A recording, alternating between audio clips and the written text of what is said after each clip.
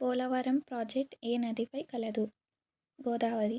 మొదటి పానిపట్ యుద్ధం ద్వారా బాబర్ ఆక్రమించిన ప్రాంతాలు: ఢిల్లీ, ఆగ్రా.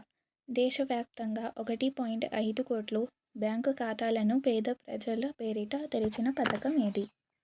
ప్రధాన్ మంత్రి జన్ ధన్ యోజన. టిబెట్లో బ్రహ్మపుత్ర నదిని ఏమని పిలుస్తారు? సాంగ్పో. భారతదేశంలో అతిపెద్ద సోలార్ పార్క్ ఎక్కడ కలదు? వడ్లా, రాజస్థాన్. థర్మామీటర్లో పాదరసం యొక్క ఉపయోగం ఏమిటి?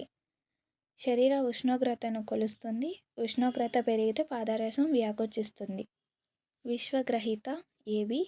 ఓ గ్రూప్ వ్యక్తులు ఇతరులకు ఎవరికైనా దానం చేయవచ్చు. ఆన్సర్ 2. భారతదేశంలో నదులు ఎన్ని రకాలు? 2. 1611లో యూరోపియన్లకు వర్తక అనుమతిని ఇచ్చిన నిజాం పాలకుడు? మహమ్మద్ కూలీ కుతుబ్ షా.